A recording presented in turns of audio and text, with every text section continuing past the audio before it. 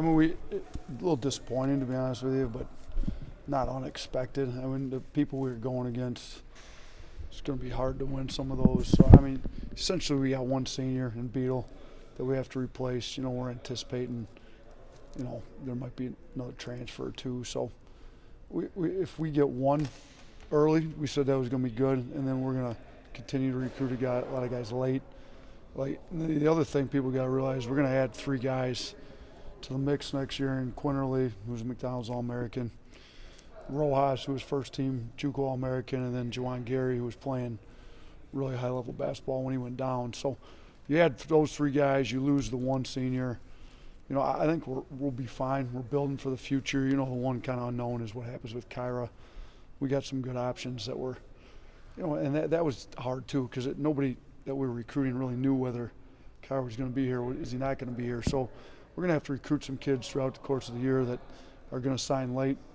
And if Kyra does end up leaving, then I think we'll have some guys willing to jump into the mix. And if not, then, you know, we got 2 really good point guards next year, Quinterly and Kyra. So we don't want to be unprepared for that, but that was a little bit of a deal too. So, probably a little bit disappointed. We were kind of shooting for the stars a little bit, to be honest with you. I mean, we said that as a staff, though. Listen, we got one senior. We really only have to get one.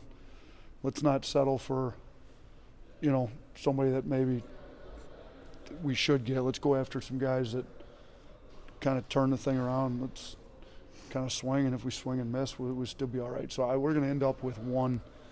I can't comment because we don't have the NLI, but we'll get the one. So we got the one to replace, and I'm super excited about that. Once we do get the NLI, I can speak to that one a lot more. So we can talk a little bit more about that. So you mentioned Kyra and NBA stuff. I know there were some scouts out and NBA people at the game the other day. What kind of feedback have you gotten on Kyra so far from just people that you've talked to? Yeah, I mean, they're definitely interested. I mean, there was 12 of them at the Rhode Island game. 12 NBA teams were represented there. We've had over half of them come through our practices and watch. They're all kind of wait and see. I mean, offensively, with having, you know, and he's got decent size at about 6'3", and his speed and his skill level, he can pass, dribble, and shoot. Like, they're very intrigued because he's so young. He just turned 18. You know, they want to see how good he's getting defensively, and then I think, you know, some of that is how good your team's going to be. Like, so the better our team gets, the more his stock goes up too. Can he lead a team? Can he guard point guards at that level? You know, that's some of the stuff they're looking for. And I think he's trying to get better at all that. And I think if he continues to come, you know, I think he may be there. He's pretty talented. And we're right now some early second, maybe late first. I mean, if he can get himself into the first, then he's most likely going to be gone, and we would encourage him to do what's best for him and his family, and, you know, this program will be all right. But we're gonna try to make him as good as he can possibly get here while we've got him this year, and then kind of tackle that once it comes in the spring. What was the feedback you gave the team after watching film, and especially the difficult first half that y'all had this last game? What was kind of some of that? I mean, the biggest problem is our turnovers. We like to play fast. We're playing fast. Our skill level's probably not where it needs to be. You know, it's also the third game in this system. They got to get used to it. They definitely were not used to playing at this speed here before. So playing at now, you can play this fast and not turn the ball over. I think we were 4th in offensive tempo last year at Buffalo, and for a large part of the year we were top 10 in turnover percentage. We finished 26th. I looked it up yesterday as I was going through this. We finished 26th in the country in turnover percentage, so still high. We're one of the worst teams right now in the country at turning the ball over, but we've got to get more guys used to handling the ball, more guys used to playing downhill, more guys used to playing in an attacking mode and making those reads, playing as fast as we'd like them. So some of that's a new system, some of that's just I got to do a better job teaching them how to play the way we want to play. So we spend a lot of time in video on it, and then we just got to do a better job developing their overall skill level. And in the meantime, we got to figure out ways to put our guys in situations where they're not turning the ball over as much as they are. So, you know, coaching staff's got to do a better job. Players got to do a little bit better job getting in, working on their skill level. But turnovers was the biggest problem. Defensively, we're still giving up way too much in transition. So, to me, that's an effort thing, which you hate to coach effort all, but we're going to have to coach effort now until we can start sprinting back. And the turnovers play into that. They had 33 points off our turnovers, but some of it was not our turnovers. We just got to get back. So, and then it didn't help that we didn't make shots. I mean, we started 0 for 10 from 3. So if if you hit a few early, it's a completely different game.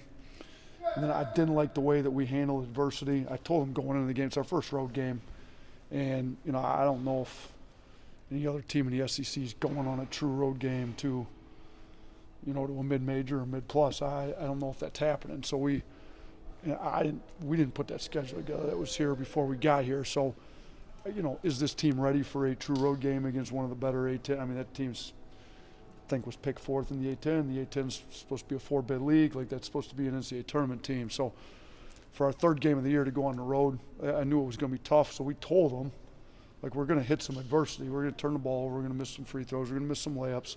We're going to miss some open threes. How do you handle the adversity? It can affect our effort on the defensive end when you hit some adversity on the offensive end, and I thought it did.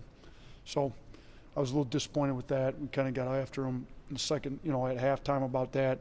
But I will say this, to be down 22, to cut that thing to 5 with 3 minutes to go, and we had an open look from 3 in the corner, I thought it showed a ton of resilience about the guys that I love to see. I think we need it. It's not going to be the last time we're down in a game this year.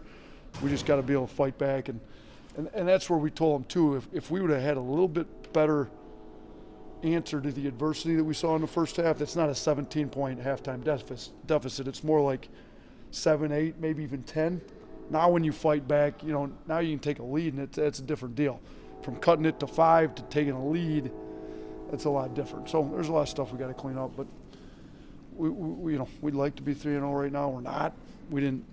Nothing's come easy to us so far with the injuries, and not to make excuses for anything at all. But we've faced some adversity here, and we gotta answer it. We gotta do better with it, and I think we get better. I'll say this though. I've always scheduled this way. I would rather play tough teams early, get exposed, and fix it, than play a bunch of cupcakes, get overconfident, and then have to fix it in conference. I'd rather be playing our best basketball come the middle of January to the middle of February, March, which I felt like our Buffalo teams did every year, rather than playing our best basketball in November and December. So I do think we're growing, we're getting better. We got better in practice today. We will continue to get better, and if we continue to do that every day, we'll be in a decent spot come January. What have you seen from Furman? I know last year, was it Villanova that they beat? And then I know they played LSU, and it was a close game. Yeah, until like the middle portion of the second half. You talking about Furman? Yeah, Furman. If you look at the KenPom rankings, they're ahead of us. They're if you look at those rankings, they're the best team we've played up to this point. So they're really good. They're one of those mid-majors that's got all the confidence in the world. Like you just said, they beat high majors last year, and they've got skilled enough players that they can take you one-on-one. They can make shots. They're disciplined. They're really well coached. So it's going to be a big test. Now, they're it's a little bit similar to Penn in the style that they play, and that Penn beat Villanova just like Furman did last year. They beat some high majors. So we got to do a better job than we did against Penn in executing a game plan. Now this is 3 games after Penn, so have we matured since the Penn game? I sure hope so. And I think our guys had a pretty mature approach to practice today. So, but we definitely have our hands full against Furman. They just drilled Loyola. Loyola is one of the better major teams in the country, and they handled them pretty well a couple games ago. So they're playing at a pretty high level, and that's the thing too with playing these mid-major schools. Like, we're young. We have one senior who didn't play here up until, and he really is still banged up in Beetle. So we've got some juniors, but we're young. Like, these mid-major schools, they've got seniors that have been through their program, playing in the same system. All those players at Penn have been playing in that same system. All the players at Furman have played in the same system. There's been no coaching change, and they're older. So to play those teams early in the year, it'd be a little bit better if we played them in December than we did early November. But it is what it is. We've got to make some improvements on some stuff and come out ready to play against Furman on Tuesday. Let's do one more question, guys.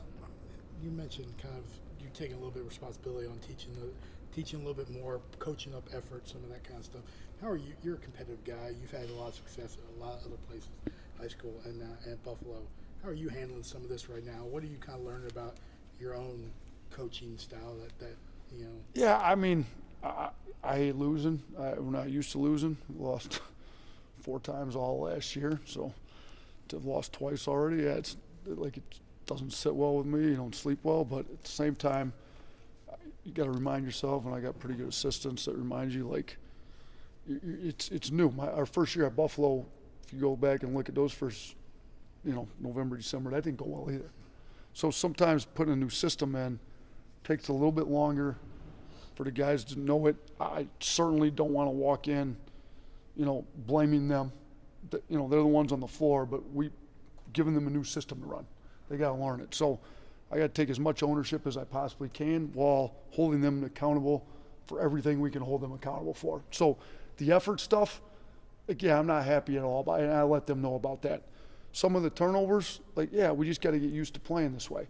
Some of them, though, they're just careless. They got to get better. So, and there's a fine line between holding them accountable and blaming them. I certainly don't want to blame them, but they need to be held accountable for stuff that they have control over. So we haven't lost our mind yet. We're going to be fine. I really do feel like that. We haven't been healthy yet, so we got to get healthy. I mean, Herb played pretty well. Herb had not been through a live practice yet. So the fact that Herb turned the ball over 5 times, well, if Herb could practice, if he was, and I thought Herb did an unbelievable job with his recovery, and with the injury he had, he probably shouldn't have played when he did, but he did everything he was supposed to. He did play.